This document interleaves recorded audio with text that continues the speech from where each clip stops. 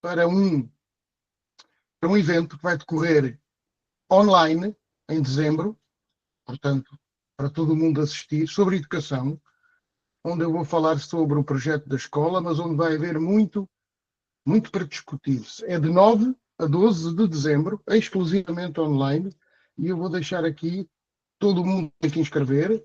A inscrição não é gratuita, mas eu vou deixar aqui, está bem?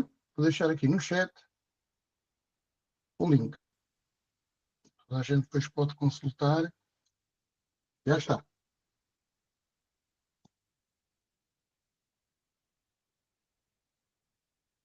Agradecida, Luiz. Então, o Luiz está fazendo um convite, gente. Fica aqui o link, tá? Para a gente dar uma olhadinha. Quem puder participar, com certeza, né? É importante para a gente acompanhar os projetos que estão. Será sempre online, das 18h30 às 20 portuguesas. Portanto, acredito que aí no Brasil seja bem mais cedo para muita gente.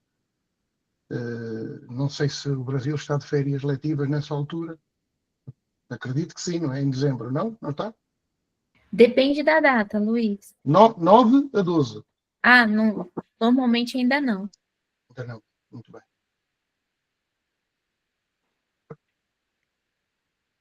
Luiz, qual universidade você vai defender o doutoramento? Doutorado?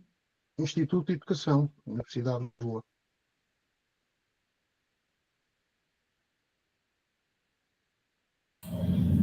O semestre vai até o dia 19, né? A Maria Antônia está colocando. Qual que é o tema do seu projeto, Luiz? O meu projeto, o tema do doutoramento ou o tema do que eu vou apresentar neste evento? Do doutoramento. O meu doutoramento é em políticas públicas e políticas de administração escolar. Então, o meu doutoramento vai incidir sobre os projetos de inovação pedagógica, sobre a política que criou os projetos de inovação pedagógica em Portugal.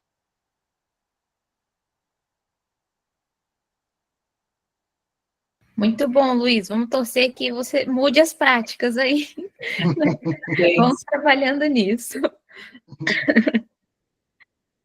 Bom, vamos começar então, amigos, amigas. Os nossos amigos ainda estão chegando também, hoje estão com um pequeno atraso, mas vamos lá. Eu vou só solicitar para a gente organizar os guardiões. Quem poderia assumir o guardião do tempo? Bom dia, Jennifer, querida amiga, bem-vindo. Bem-vinda. Quem poderia assumir o guardião do tempo? Para a gente acordar pelo menos uns 5 minutinhos para cada um. Se precisar de mais, nós vamos organizando. Eu posso ser. Agradecida, Luiz. Então, Luiz assume nosso guardião do tempo. Quem pode assumir o guardião ou guardiã das mãozinhas? Bem-vinda, Luana. Bom dia.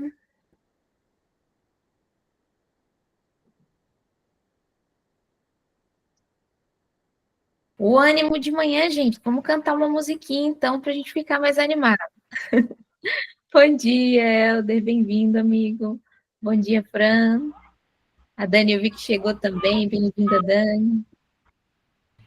Então, estamos começando. Bom. Sumiu o guardião das mãozinhas. Agradecida, Jaine. Que bom tê-la aqui também, Jaine. Bom, então a Jaine está assumindo a guardiã das mãozinhas, tá? Para quem levantar as mãos, fazer as perguntas. Helder, você está com o mão aberto, você quer falar, amigo? Eu quero só partilhar, fazer uma partilha estética com vocês, que é esse encontro maravilhoso aqui, ó, com as famílias. Aí. Construído com as famílias, brincadeiras de família. Estamos aqui reunidos com a comunidade. Tá muito bom o encontro aqui. Que bom, Helder. O que vocês vão estar trabalhando hoje com as famílias? São a matriz axiológica, a carta de princípios? A partir do nosso combinado de convivência, através da nossa carta de princípios, a gente resolveu fazer um trabalho que envolva responsabilidade, coparticipação, respeito.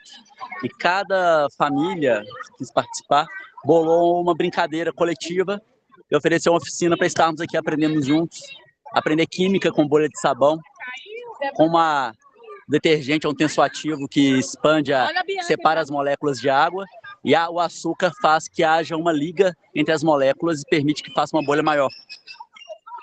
Coisas assim, brincadeiras de corda, brincadeira de elástico, brincadeiras tradicionais.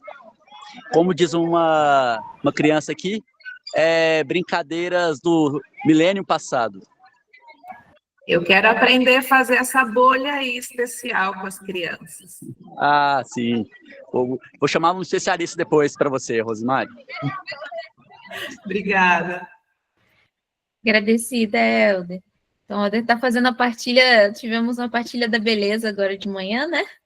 O Helder trazendo aqui a referência da construção que ele está fazendo com as famílias, como isso é importante.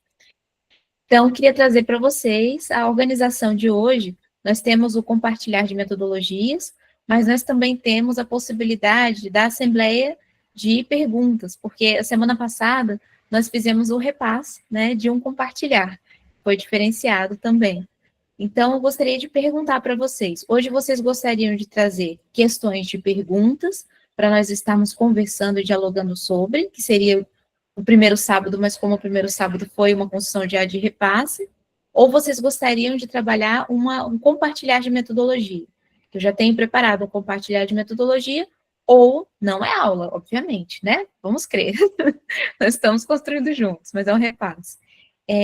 Ou perguntas e questões a partir das dúvidas que tenham, dos projetos, das questões que estão sendo construídas. Então, olha, a Dani já está se colocando aqui. Perguntas, por favor, preciso de ajuda. Preciso de ajuda, posso ajudar. Vamos, tudo bem para todos, então, focarmos nessa construção do preciso de ajuda? Aí, na próxima semana, nos organizamos para ser o compartilhar de metodologias, tá bom? Todos? Então, vamos começar por você, Dani. Por favor, traga as perguntas. Vamos utilizar nossos dispositivos aqui. Maravilha, que bom estar aqui com vocês novamente. E aí, finalmente, me coloquei em ação. Eu vinha fazendo algumas ações, mas meio assim, intuitivamente, dentro do que eu vou escutando, mas agora resolvi colocar em prática e estou trabalhando com as crianças os valores. Aí nós fizemos, em conjunto, uma lista de valores para que elas pudessem escolher 3 dentre os valores que a gente foi levantando juntos, né? Aí a minha questão agora, os próximos passos, porque qual que é a minha questão? São crianças do fundamental, do 1º ao 5º ano. A forma de trabalhar, eu tô ali, aí eu vou mais intuitivamente, assim, com as crianças menores, a gente foi contextualizando, entendendo valores, que me surpreendeu demais ao conversar em valores com elas. Quando a gente traz a palavra, elas pensam em valor do dinheiro imediatamente, a maioria delas. Isso, na prática, me surpreendeu, né? Quando a gente vai colocar em prática, é incrível como a gente mesmo está conduzindo, a mente faz. Eu não contava com isso. Trazer a palavra valor. O que vocês entendem por valor? Vocês já escutaram a palavra valor? Para abrir uma roda de conversa, e a gente fez na roda de conversa, também elegemos o guardião das mãozinhas, o guardião do tempo, para fazer essa troca sobre valores. Primeiro ponto, me surpreendeu a questão do valor como valor dinheiro para a maioria, e aí a gente foi conversando, e eu fui colocando e nomeando valores humanos, e aí puxava ali família é um valor. O que mais pode ser um valor? Aí uma outra criança falava, amor é um valor. Amor é um valor. A gente foi fazendo uma lista conjunta. Qual é a minha dúvida? Nos próximos passos, vocês teriam sugestões?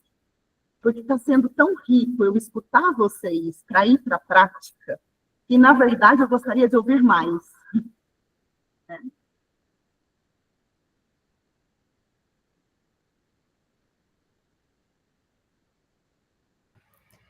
Bom, então... Lu, você quer se colocar, Lu? Mas quem levantou a mão primeiro? Fui eu. Pode falar. Não, Por favor, depois eu falo. O que eu gosto muito de trabalhar, quando você trouxe a questão do valor monetário, eu acho que uma coisa importante falar para eles a diferença de valor e preço. Porque às vezes na escola, o pai paga um preço para estudar, vamos supor, ou então você compra alguma coisa que tem um preço. Mas o preço não é valor. O valor é subjetivo, como você falou, né? Às vezes, até quando você compra um presente para alguém, você vai pagar um preço, mas o valor para a pessoa é outro, né? Então, acho que a questão de valor e preço dá para se discutir com eles nessa idade já, que eles façam essa distinção. E a minha sugestão, quando se fala de valores, né? Eu gosto muito alguém falou de química aí, né? Eu sou química, a ideia de você mexer com cores, e também você trabalhar. Eu fiz um experimento uma vez que cada cor tinha emoções, né? Então, assim, você pode até pegar, materializar com areias coloridas e coisas assim, e que eles possam ir misturando para saber qual o sentimento que eles têm mais, mas o azul ser, por exemplo, o amor, ou o amarelo ser um outro sentimento, e se eles fossem desenhar um coração e colocar aquelas cores, o que ele colocaria? Porque é impressionante quando você coloca isso, que eles desenham o coração para colocar as emoções dentro do coração, como é individual de cada um, mas você vai perceber que existe uma tendência de colocar as cores do amor, do carinho, do respeito, bem dentro do coração, sabe? Então, eu acho uma ligação muito importante, e nesse experimento a criança fez uma relação do pensamento dela com o sentimento. E isso foi riquíssimo, porque daí eles desenharam a cabeça e aonde estavam, da onde saía as conexões do pensamento que levava para o sentimento.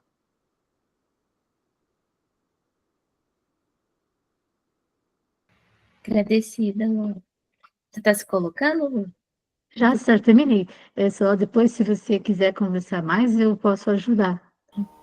Eu aceito. Eu gostaria, achei muito interessante essa ideia de trazer para o concreto, através das cores. Gratidão. E uma coisa que eu vou passar para você é um link que você pode, na UETE, que é aquela escola que a gente criou bem no estilo da Escola da Ponte, lá em Vinhedo. Eles têm uma pessoa que trabalha com a questão dos sentimentos, e ela coloca um óculos, e os óculos têm lentes coloridas. E aí a criança fala, nossa, eu não sabia que o amor tinha essa cor, sabe? Eles de novo vão envolver a cor, mas num óculos que ela coloca, e ela relaciona o óculos com o sentimento. Tá no Instagram e é bem, bem legal, sabe? Eu deixo o link para você aqui, para você depois pegar. Bom, então vou trazer, muito bom que ela colocou também. Dani, com relação aos valores, a axiologia, né, que é justamente a ciência da construção do significado daquilo que nós temos por valor, principalmente com as crianças, é muito importante trazer a referência com elas, primeiro, de quais valores que elas levam em consideração. Aí você pode perguntar, amizade. Amizade, para vocês, é algo que vocês gostam, que vocês têm? Sim. O que é amizade para vocês? A conceituação desse valor. Porque aí elas vão entender que conceituar um valor humano, isso é valor, e não financeiro ou qualquer outra questão. São os valores humanos. Então, amizade. O que você tem na construção de amizade? Como é que é a amizade para vocês? Amizade é quando a gente gosta de alguém. Amizade é quando a gente se abraça. Amizade é quando a gente quer ver aquela pessoa no outro dia. Aí eles podem ir escrevendo e conceituando o valor da amizade. Aí pode até integrar com cor, com música, com dança, pode fazer várias construções. Eles podem demonstrar no corpo o que é amizade para eles, mas o importante é trazer a referência daquilo que eles veem, ou elas veem, né, com a construção de valor. Amor. O que é amor? Onde que vocês amam? Mãe, eu amo a minha mãe.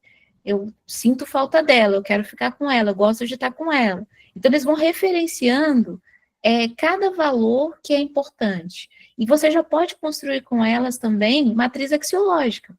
É só perguntando quais valores, pelo menos 5 valores que são importantes dentro da construção para a vida e diariamente para elas, né, para eles. Então, amizade. Como é que a gente coloca essa amizade em prática? Quando o outro estiver chorando, o que a gente faz? Ah, mas isso não é amizade. Eu acho que isso é uma coisa que é empatia. Ah, então empatia é quando o outro está chorando, a gente vai lá e abraça o outro, pergunta se o outro precisa de alguma coisa. Então, eles naturalmente eles vão trazendo os valores porque eles ainda não sabem que eles têm valores. Aí eles vão entender que eles têm valores. E aí você pode, inclusive, pedir para eles desenharem, colocarem escrito, trazerem sempre a referência e perguntar para eles todo dia também. Bom dia, qual valor vocês vão estar trabalhando hoje? Valores humanos. Ah, amizade. Como é que vocês vão trabalhar a amizade? Quais acordos de convivência vocês vão fazer hoje? Ah, olha, eu fico com muita raiva, mas eu não vou bater hoje. Só hoje? Não, pode ser melhor sempre, né? Mas hoje eu vou me comprometer a não bater. Então começa assim, é uma construção bem de relações humanas, onde você vai trabalhar no dia a dia esse campo do entendimento dos valores, só que precisa colocar na prática. Porque se a gente fica realmente num processo mais de só escrever, só nominar, isso não adianta porque ele é vivencial. E na vivência as crianças vão trazendo outras referências. Ah, eu descobri mais uma coisa do valor respeito. Eu descobri que mesmo quando eu não gosto de uma coisa, por respeito a outra pessoa eu faço, porque eu sei que eu me comprometi com aquilo. Então, vão trazendo, inclusive, reflexões sobre a construção de valor. Tá?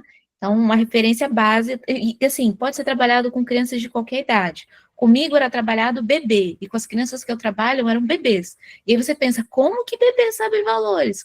Calma, eles sabem, só que é uma construção. Só que é muito mais psicomotor do que até é a fala, porque você mostra para a criança como você age, e a criança, ela, isomorfismo, ela vai reagir naquela mesma construção. Se ela vê, por exemplo, você empurrando alguém, a criança ela vai fazer a mesma coisa. Se ela vê você fazendo um carinho em alguém, ela também vai repetir a mesma coisa. Então, por quê? Porque nós aprendemos pela relação, toda aprendizagem acontece por relação, e nós também temos a tendência a copiar as construções para experimentar. A criança, por exemplo, quando vê algo errado, por isso que a gente toma cuidado, né? Não põe o dedo na tomada, porque senão lá vai lá, ei, eu também vou, né? Então, os adultos, inclusive, têm que se explicar e trazer sempre uma referência, porque as crianças vão repetir tudo que você fizer, né? E a gente pensa que eles não estão olhando, mas eles estão fazendo um monte de coisa, mas se teve um adulto que chutou uma cadeira ou fez uma coisa que não, eles vão repetir aquilo várias vezes para mostrar aquela situação, né? E aí a gente vai falando, não, olha, isso foi um erro, né, da minha parte, não é para chutar a cadeira, foi realmente um momento, eu também estou aprendendo a lidar com a minha raiva, né? Estou falando questões assim porque é sempre muito importante entender que a matriz axiológica ela é viva, ela é dinâmica. A axiologia a gente trabalha na vivência do dia a dia, nas construções das relações que nós fazemos uns com os outros. E a importância de você realmente, todo dia, focar com elas, até elas terem essa linguagem já comum, porque é uma linguagem. A axiologia é uma construção de linguagem de significado. Quando você já tem, as crianças já vão falar naturalmente. Vão falar para você, inclusive vão falar, Dani, eu percebi que hoje faltou você falar mais da amizade com a gente. O que a gente pode fazer de amizade? A gente nem percebeu. Entendeu? Então, são alguns pontos assim. Claro que elas vão começar a trazer coisas que não têm a ver, mas é importante também, porque elas vão demonstrar o que elas estão entendendo. E aí você pode ajudá-las a entender e aprofundar ainda mais a axiologia na sua prática. Mas eram esses pontos, tá? Já inicia... Com licença. Guardião das mãozinhas. Então, a Bianca, depois a Dani e depois a Lu. Oi, estão me ouvindo? Olá. Dani, eu estava aqui ouvindo você falar, que eu achei interessante, né? Essa coisa de você falar que as crianças hoje, sempre quando pensa nessa palavra valor, a gente remete logo a dinheiro, né? Aí eu, do nada, tive aqui um insight, uma ideia que, de repente, você pode trabalhar com a palavra ambígua, mais ou menos assim, manga, fruta e camisa, assim, ideias para você talvez introduzir de uma forma assim mais alegre, mas com até e vai trabalhar muito mais, né, dentro disso, dessas palavras que você pode até pedir para elas trazer ideia dos pais para você introduzir, tipo, isso custa alguma coisa, isso custa falta de respeito, tentar trabalhar de uma forma mais engraçada, com piadas, porque a criança nessa idade ela consegue assimilar melhor. Pelo menos era como eu fazia com os meus filhos, né? E, foi assim que eu trabalhei com eles, seria só uma sugestão, tá?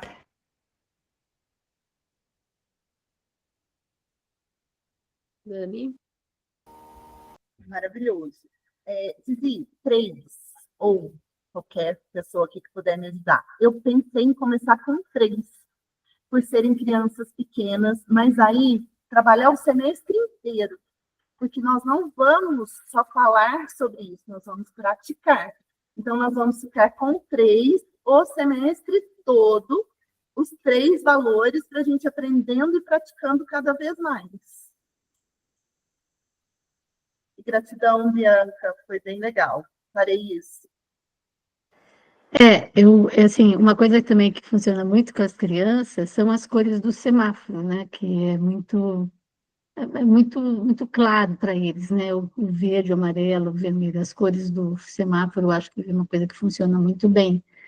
E eu sempre gostei muito de fazer assembleias, né? E nas assembleias a gente sempre, uma vez por semana, eles tinham que marcar, né? Críticas e felicitações, sem falar o nome dos amigos, mas assim, eu critico alguma coisa, eu felicito outra. Então aí vinham os sentimentos, vinha assim, eu felicito a minha amiga porque ela deu um lanche para mim, né? Então assim, você vai vendo que a felicitação está ligada à bondade, ao amor, ao afeto. Eu acho isso assim muito rico também, sabe? De ligar.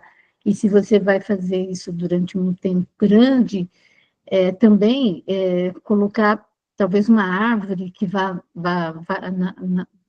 assim, a mãozinha deles, ou o coração da árvore, ou eles colocarem numa árvore representando na escola, no pátio, os sentimentos que foram aparecendo, sabe? Eu acho que também fica muito bom. É isso. Obrigada.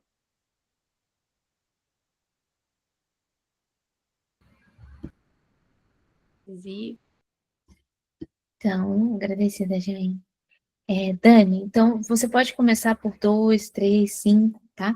Normalmente a gente mantém a base de 5, só para ter uma construção com relação a, se realmente aumentarem muitos valores, tem-se dificuldade para desenvolvê-los. O mais importante é desde que você desenvolva um, já está ótimo, porque o ponto é construir com as crianças para elas entenderem como funciona esse desenvolvimento de valor na vivência. Esse é o foco principal da axiologia. E é o grande diferencial, por exemplo, da educação humanizada, alfabetização humanizada, da educação humanizadora, né, que a gente constrói em comunidade de aprendizagem, porque nós trabalhamos com os valores na relação. Nós não trabalhamos por uma construção da aprendizagem instrucionista ou da ensinagem. Nós trabalhamos pela aprendizagem mesmo. Só que a aprendizagem, ela corre por relação. Então, está ótima essa construção que você está fazendo. E muito importante ver também uma organização para que elas possam visualizar o que elas estão fazendo, para você também poder ver as etapas. Porque muitas vezes, tanto as crianças quanto os adultos têm uma tendência. Nós estamos crescendo, evoluindo, fazendo o nosso desenvolvimento potencial, e nós não percebemos. Nós não percebemos o que nós avançamos. Então, por exemplo, da amizade, se for um valor, o que nós conseguimos avançar em amizade? Aí, normalmente, as crianças começam a colocar, olha, eu já consigo, ao invés de xingar, eu já consigo falar o que eu não estou me sentindo bem. Amizade, eu já consigo, mesmo quando eu não quero ser amiga do outro, porque o outro tem uma coisa que é diferente de mim, eu já consigo parar para conhecê-lo, para poder ver que essa diferença não é ruim para mim. Entende? Então, estou colocando algumas questões bem práticas para poder trazer essa referência do que vai acontecendo para as crianças depois de um ano, como você colocou, elas fazerem uma autoavaliação, poderem rever, porque aí você pode fazer até um mapa, pode fazer até uma construção desenhada, do jeito que elas quiserem, com cores, com escrita, com desenho, com música, como elas acharem melhor para elas poderem exemplificar a construção que elas estão fazendo, como a Lu colocou também. Tem vários recursos que podem ser utilizados, mas o principal, a essência, é a construção com relação ao entendimento das relações humanas que vem pela axiologia, que é a forma, né, de construirmos. E isso, os acordos de convivência são muito importantes para serem desenvolvidos, que aí você pode já trazer os acordos correlacionados à matriz axiológica. Os acordos estão correlacionados a isso. Por exemplo, se é amizade, eu vou estar aberto para conhecer o outro.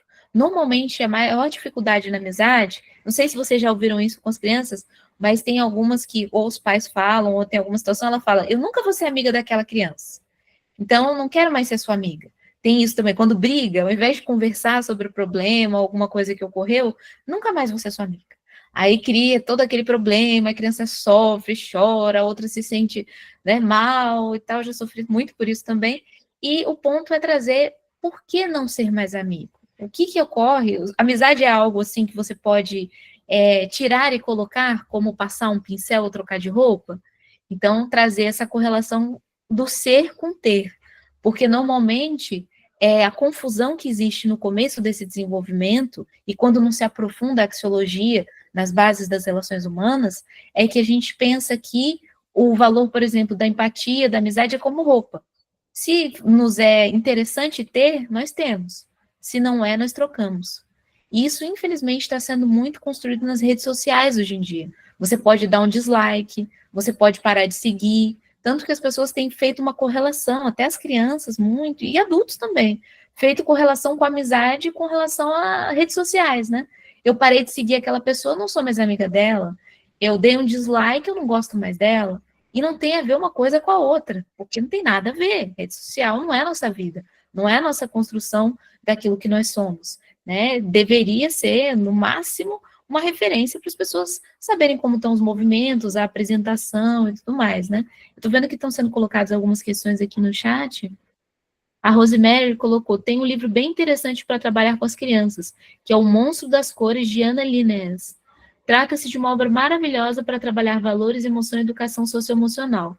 Conta a história de um monstro que está se sentindo confuso e ele sente raiva, alegria, tristeza, medo e uma menina o ajuda, o monstro, a reconhecer e nomear cada emoção. É bem interessante. Ah, Maria Antônia está falando que adorou a paisagem do Bruno e da Mariana. Bom dia, amigos, bem-vindos.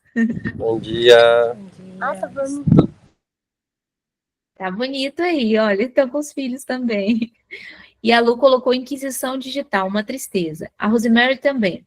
Outro é o Vaquete, botou um ovo de Andy Cutbill. É um livro bem divertido e recheado de significado perfeito para trabalhar valores também. Se vocês quiserem compartilhar ali no Telegram também, tá? Para não perder os nomes aqui, não dá tempo às vezes de anotar, compartilhe no Telegram também todos esses materiais para que todos possam ter acesso. Porque é importante a gente fazer um banco também de dados, né? No sentido de livros bons, filmes bons, referências boas, porque tudo que é bom, principalmente nesse sentido, é bom ser compartilhado, né? Vamos ajudar aqui nas referências. Então, só para fechar essa questão mesmo, a Rosemary colocou, é a vaca que botou um ovo. Agradecida, Rose. Bom, mas para fechar essa questão, tá, Dani? Aí você pode ir trazendo também como tá as construções aqui, e se tiver algum ponto, dificuldade, desafio, traz também, porque nós vamos trazendo referências, perguntas, questões, o que pode te ajudar também a perceber essa construção, tá bom? Se eu não me engano, a Lu estava de mãozinha levantada, gente? Acho que era, né? Não, assim, que essas questões me afetam muito, porque as crianças são muito intensas, né? Então, eu acho que vale muito a pena quando se fala, assim, da raiva, né? Que é uma coisa que mais aparece muito na escola, né? Então, quando as professoras traziam para mim, eu resolvi, né? Porque na sala de aula eu não conseguiu resolver, e eles chegavam assim, olha, eu tô com muita raiva, e a professora falou, não, já passou, pode parar de sentir a raiva, pode parar de chorar. E ele falava, mas não passou, ainda não passou a raiva. E ela falou que é para eu parar de chorar, porque já passou, já resolveu, mas não resolveu. E ela falou que você vai me ajudar. Eu falei, nossa, eu vou ajudar você a resolver a sua raiva? Eu falei, eu não sei como fazer isso. Eu falei, eu tenho 3 coisas para te falar. Eu sempre falei isso, tá? Eu fiz esse discurso várias vezes. E ele funciona. Eu falei, olha, a única coisa que eu sei dizer é que quando você está com raiva, tem 3 coisas que você não pode fazer. Primeiro, você não pode se machucar. Segundo, você não pode machucar ninguém. E terceiro, você não pode estragar a decoração da minha sala. E daí, quando ele internaliza isso, ele já para de chorar, para entender as 3 questões que eu falei para ele. E a raiva já vai diminuindo. E eu acho isso uma coisa que passa a ser divertida. E uma grande amiga, isso tem um teste para você fazer, se valer a pena, para você pensar, é plantar 2 feijões, tá? Mas eu acho que isso funciona mais para adulto.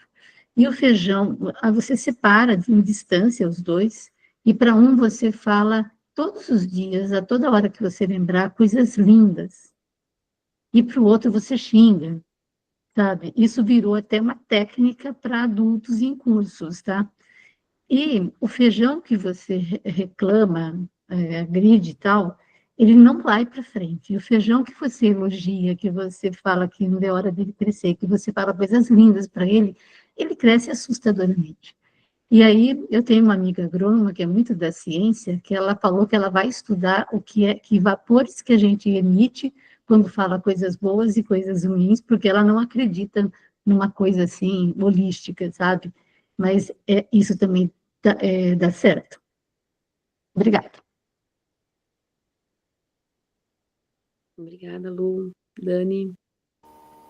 Gratidão, Lu. A gente não pode esquecer também, eu sou especialista em educação socioemocional, né? Que essa emoção, ela vem do corpo. A gente precisa do corpo para conseguir traduzir a emoção. Então, a gente não vai primeiro para o racional, para o cognitivo, quando a criança tem algum sentimento.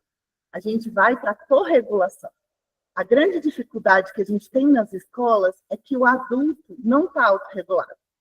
Ele não aprendeu a se autorregular. Eu fui fazer uma atividade de relaxamento, apresentar a calma para crianças de 6 anos. Porque aí me chamaram na outra unidade para trabalhar com as crianças pequenas, porque eles estavam precisando. E aí tinha uma criança mais desafiadora lá, e eles costumam fazer, quero ver o que a Dani vai fazer para lidar com essa criança. Porque a Dani fala, faz os treinamentos com a gente, fala sobre corregulação, fala sobre o corpo, agora eu quero ver ela não se vira nos 30, com aquela criança. E depois eles me contam essa conversa anterior, né? E aí eu não estava sabendo de nada, sentei na roda de conversa e a criança começou assim para mim, isso não vai funcionar, isso não vai dar certo. Eu me regulei, porque o que eu não posso fazer? Eu não posso reagir, porque ele vai espelhar. Eu me regulei, olhei para ele e falei assim, eu acredito que você consegue. E continuei.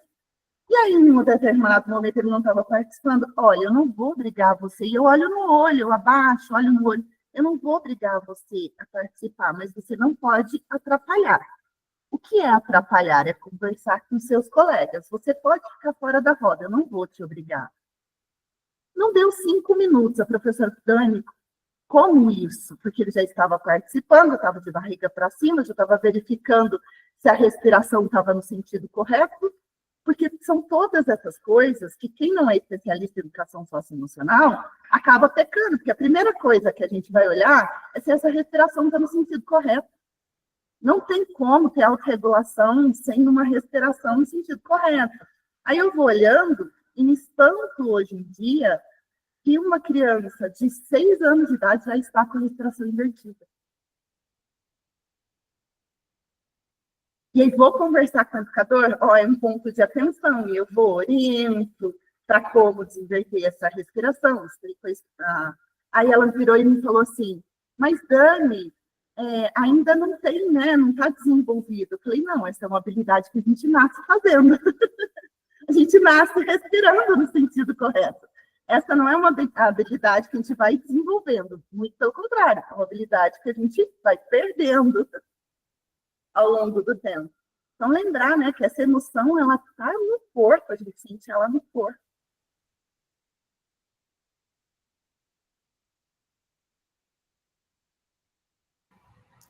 Bom, muito bom. É muito importante ver. Valeu, Jane. Eu vi que você é da psicomotricidade. É muito importante trazer essa referência, porque nós perdemos muitas vezes a nossa conexão com o nosso natural, né? E as crianças estão perdendo essa conexão com a naturalidade. Nós também, né?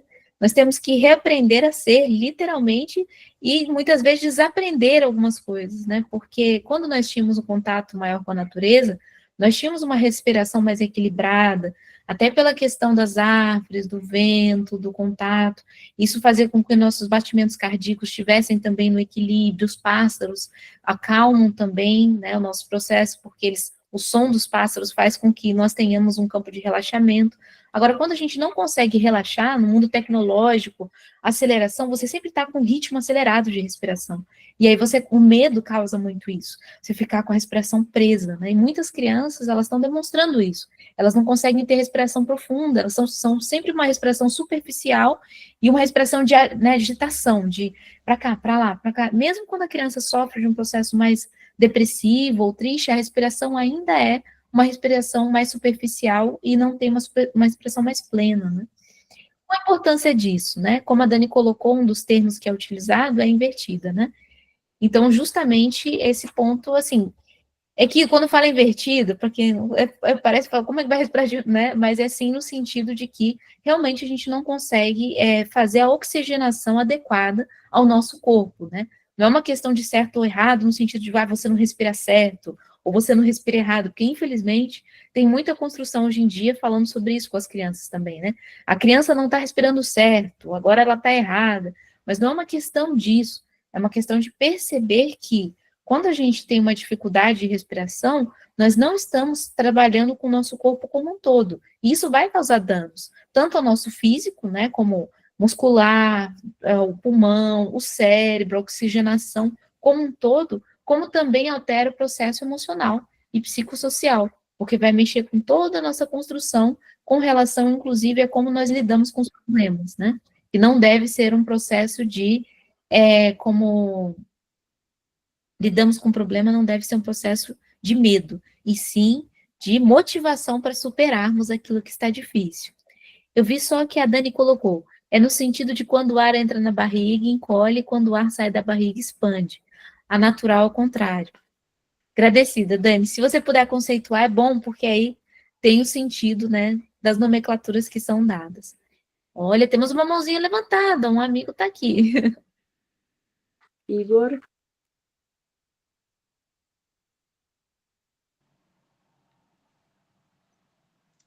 Oi, pessoal, bom dia. Tudo bem?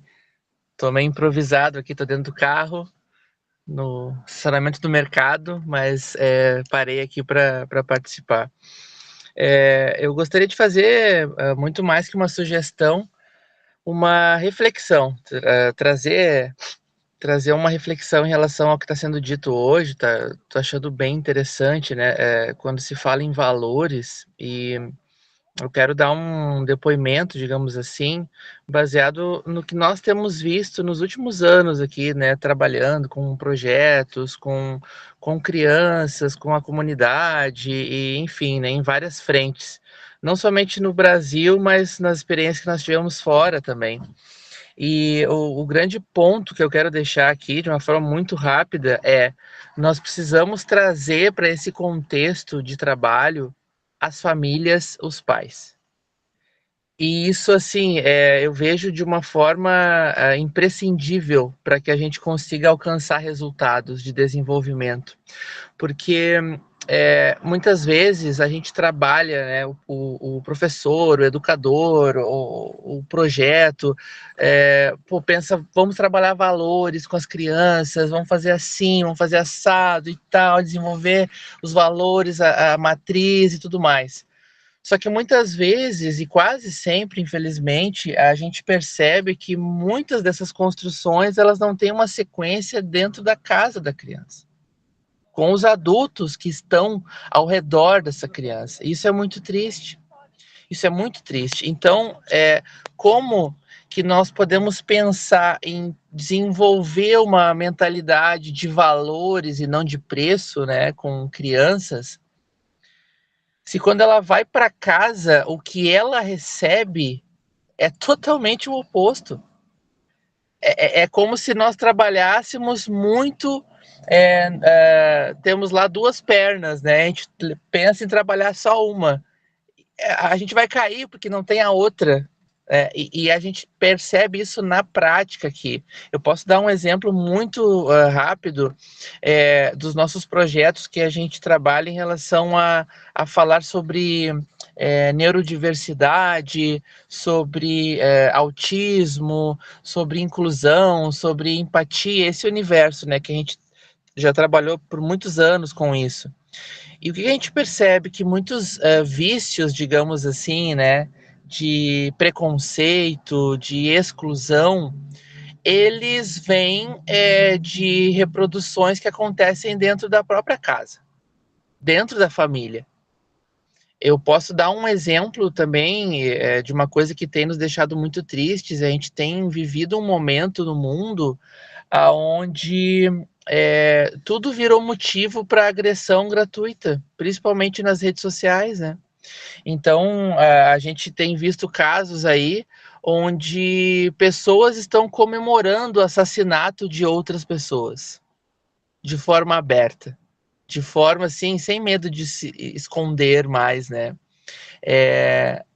Pensar diferente já virou motivo para eu desejar a morte do outro, ou para ofender de forma totalmente gratuita outra pessoa na internet, por aí vai.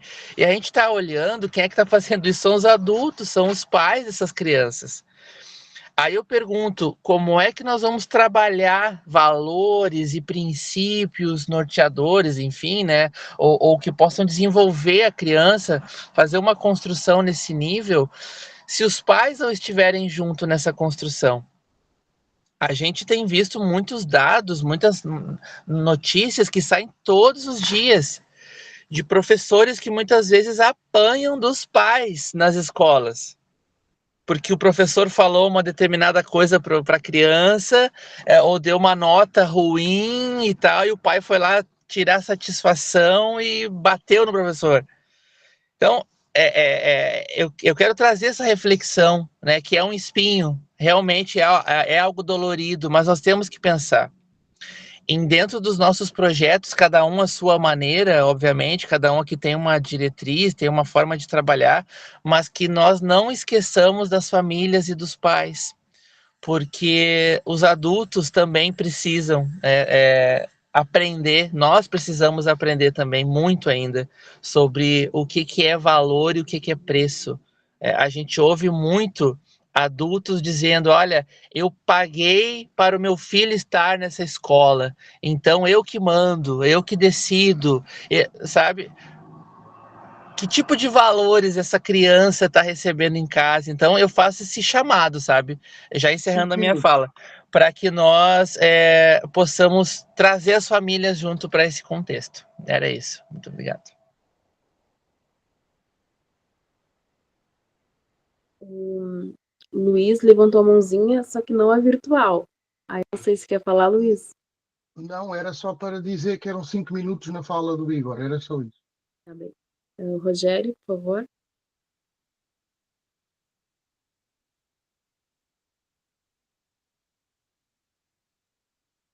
Rogério, o áudio, acho que não está aberto e a gente não está vendo seu rosto. Oi! Se você puder abaixar um pouquinho, a gente não está conseguindo te ver. Agora sim. Bom, prazer em ver vocês aqui com vocês, me congratular com o grupo todo. Eu ia ficar quieto, vim para escutar e aprender. Mas, sobretudo, a provocação do Igor, vejam, isso ajudou as minhas reflexões. Primeiro, quando você coloca a questão da axiologia dos valores, nós estamos falando da educação, nós estamos falando da instrução. E aí nós temos um problema muito sério. Porque quando nós vemos a escola, tal como os jesuítas pensaram, tal como Lutero, tal como Comênios, tal como ela foi pensada, a escola servia para introduzir a juventude nas letras, nas ciências e nas artes, na virtude ou no comportamento e na piedade. Ora, aconteceu que naquele movimento do iluminismo, a piedade foi sendo descartada. Isso é coisa de padre de igreja, né? Ao momento de laicização. Mas aconteceu uma coisa muito grave, que junto com esse movimento de deixar de lado a religião, se passou a deixar de lado os valores. Porque a escola devia se preocupar apenas com aquilo que é racional. E se você ensinasse a ler, escrever e contar, o resto viria por acréscimo. Isso é muito grave, porque isso está em Condorcet, por exemplo, entendeu? Um autor lá de 1790. Isso é reforçado pelo positivismo, e isso continua. Os nossos colegas costumam dizer: o meu problema é estudar português, matemática, história e geografia. Comportamento vem de casa. Ora, a educação a gente aprende a vida inteira. Eu vou fazer 81, ainda tenho que aprender. A gente está sempre vivendo situações novas. Então, essa aprendizagem do convívio dos valores, essa é a vida inteira. Você não precisa a vida inteira para aprender regra de 3 ou regra de acentuação. Tá certo? Ora, veja, aí vamos ao nosso Edgar Morin, velho de guerra, né? Velhinho lá com seus 103, 104 anos. O livro, para mim, mais importante que eu li dele, que me marcou muito, foi O Paradigma Perdido, a Natureza Humana. Qual é o paradigma? Esse paradigma dos valores. Os nossos gatinhos, cachorros e tudo mais são absolutamente racionais, eles não perderam o paradigma. Se a gente sabe respeitar o bichinho, o horário dele, a hora de passear, são fantásticas de economia. Nós não sabemos o que a nossa esposa, o nosso filho, o que é que vai acontecer. Nós precisamos dessa regulação permanente. Bom, eu acho que essa é uma questão central que é muito importante ter presente. Então, a escola não pode abrir mão da educação dos valores, a educação e a instrução. São duas coisas diferentes. Agora, o que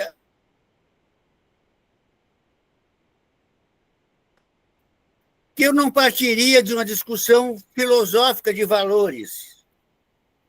Me agradou muito a metodologia da pedagogia institucional, que se tornou a minha referência prática, a partir de Freinet, Fernando Rie, tá certo? O que acontece? Acontece que um dispositivo, uma instituição central dessa pedagogia é o conselho de classe.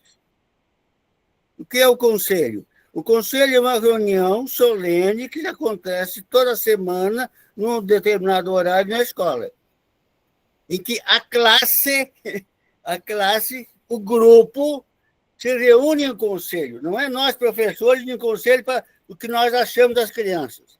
São as crianças em conselho, avaliando o andamento do grupo nas diferentes dimensões. E aí vão aparecendo os problemas, as queixas, né?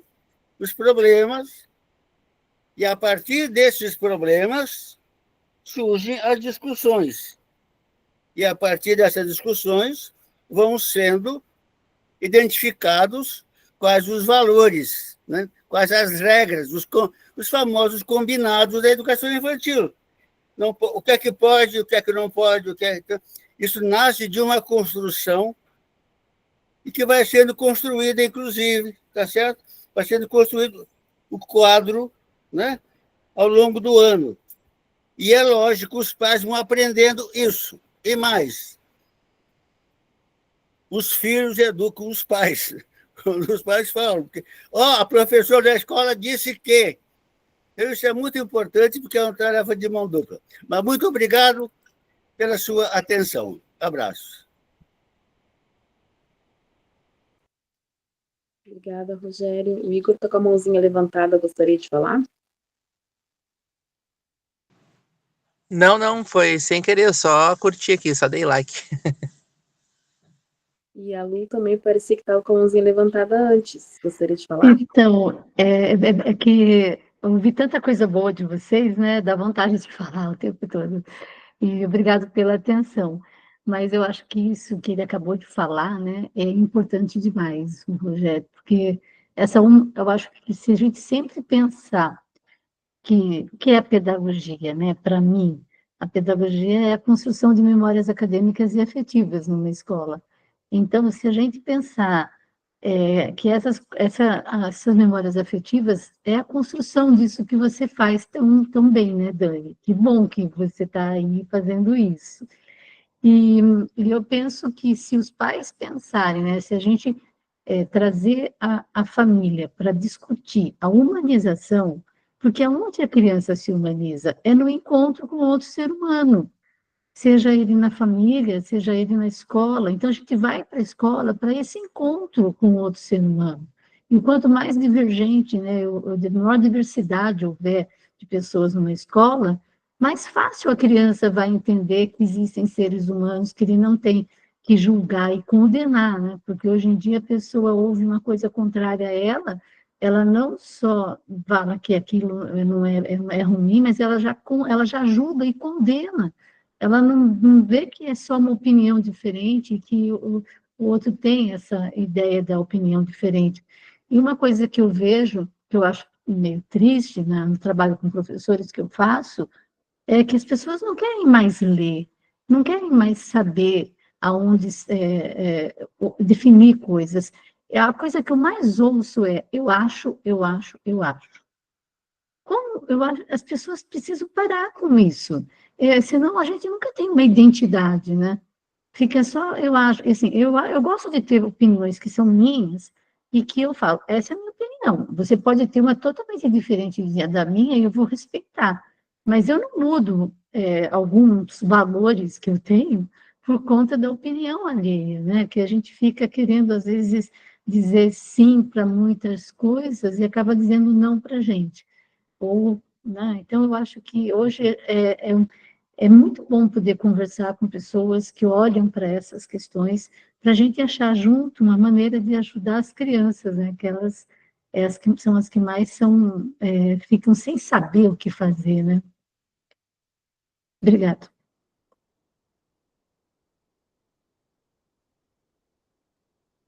Obrigada, Lu. Lizzy. Então, agradecidas, boas reflexões. Eu vejo que o que o Igor colocou é importante a gente complementar, né? O trabalho que está sendo feito é essencial, que você está fazendo, Dani. Tem que ser feito, né? Indiferentemente de todas as outras questões, porque nós precisamos trabalhar com as crianças. Agora, trabalhar com os pais também é essencial, né? Então, aos poucos, você sabe disso também, né? Porque nós conseguimos integrar, né? O mais avançado seria, com certeza, trabalhar com a comunidade, mas essa é uma construção, né? A comunidade toda, os pais, os professores, a escola, a região.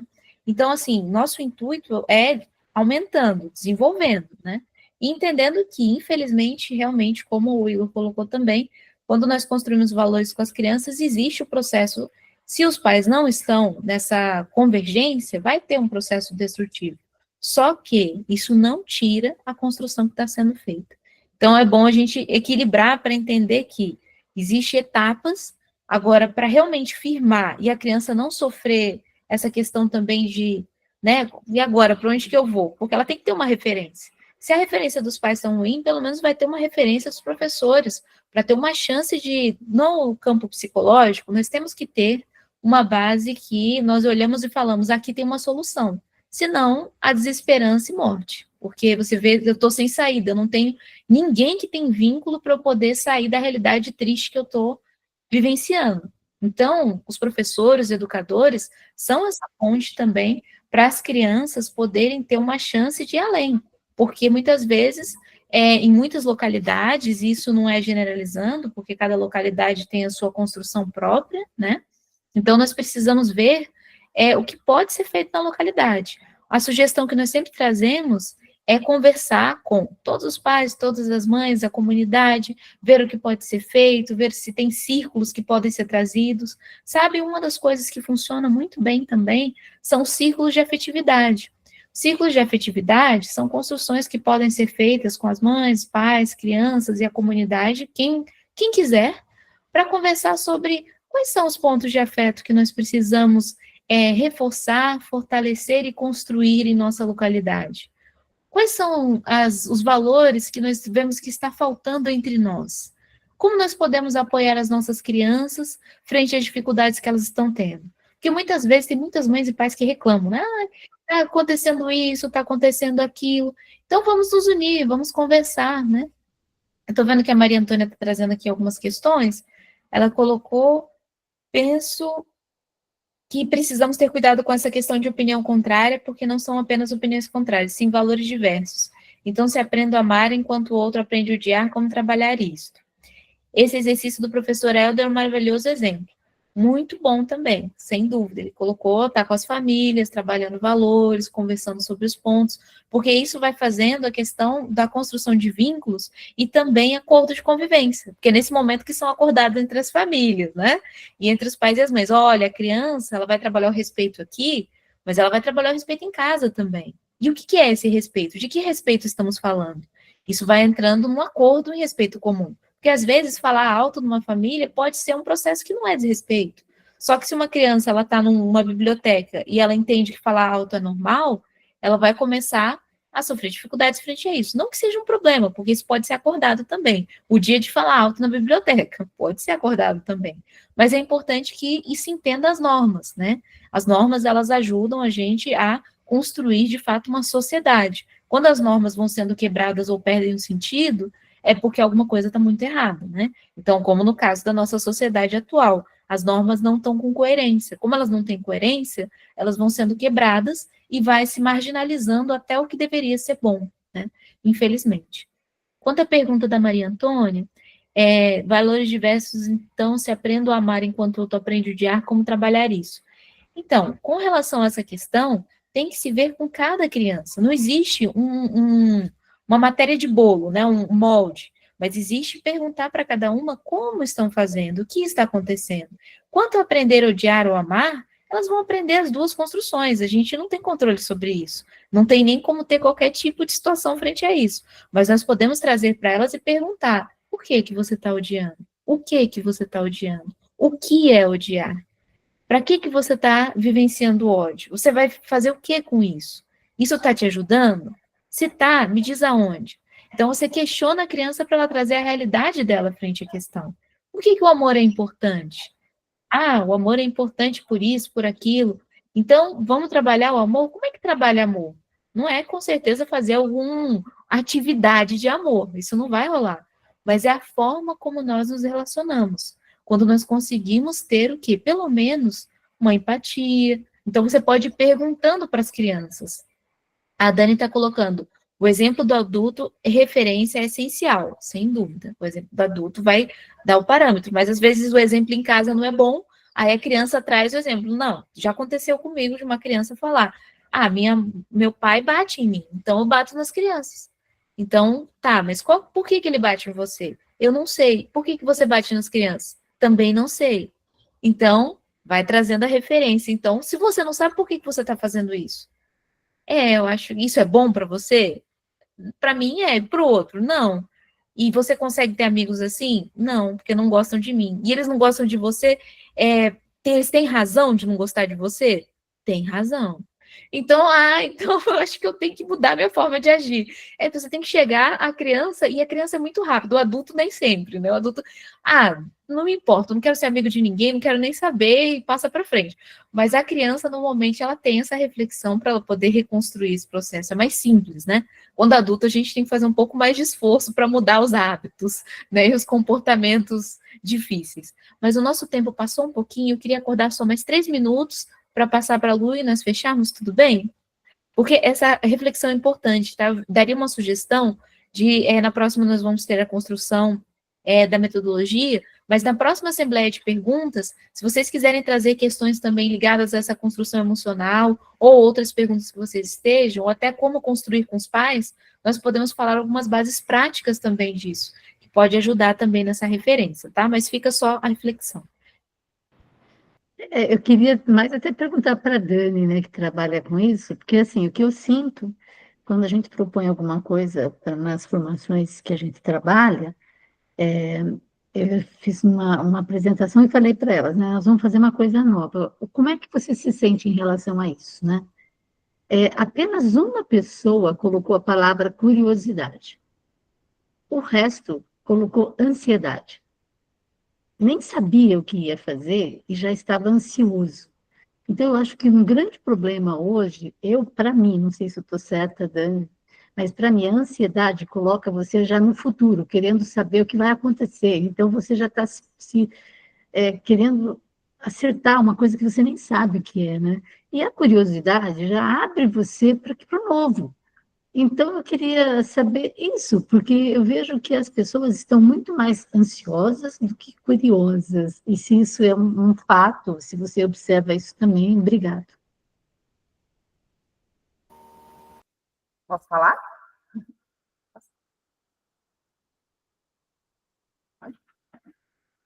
Gratidão. Então, olha que interessante. A fisiologia da animação é a mesma da ansiedade. É uma questão de interpretação.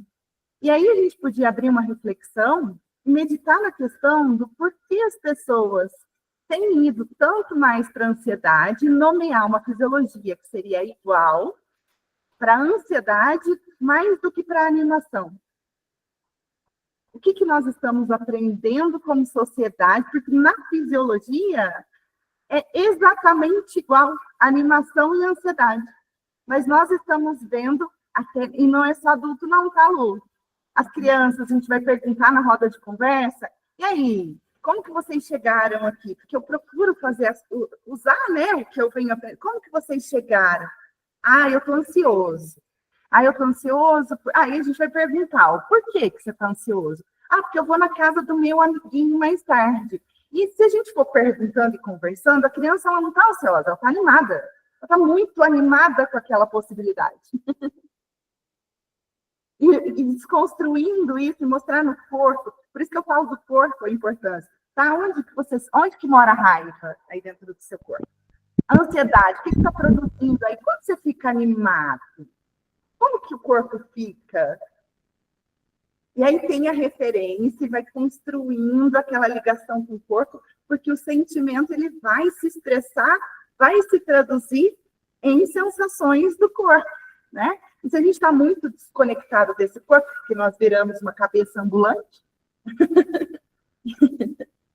só para levar a cabeça e o racional para os lugares, e pensa, tem essa conexão com o corpo, a gente não consegue lidar com os sentimentos, por consequência não consegue autoconexão e por consequência não consegue se conectar com o outro.